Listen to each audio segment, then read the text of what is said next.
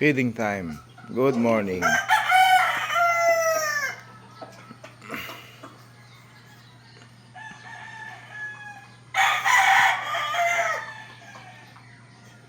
Hello, good morning po. So, yun.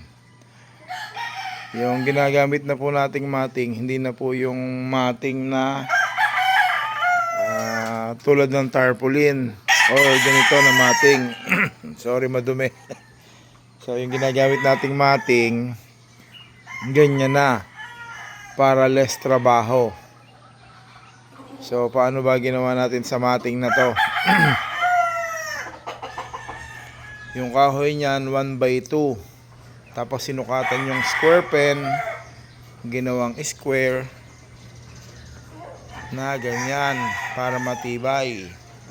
Tapos nilagyan ng pang-ipit at screen, aluminum screen or plastic screen, pwede po yan.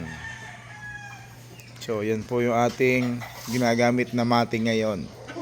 Pati sa event, sa expo, sa World Game Fowl Expo or sa International Game Fowl Festival, pag mayroon tayong show doon sa mga nasabing event, yan na lang po yung ginagamit nating mating.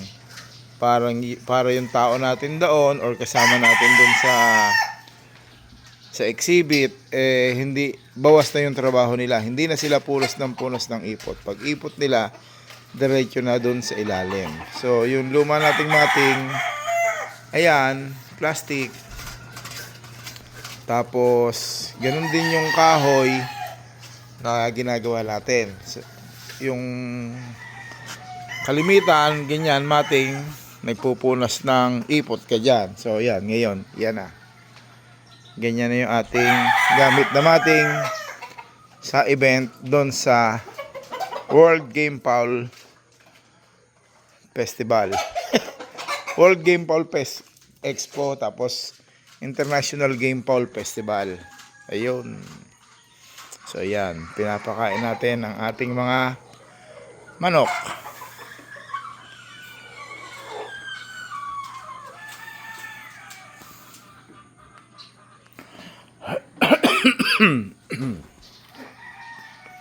Okay. Thank you. Bye-bye. Good morning.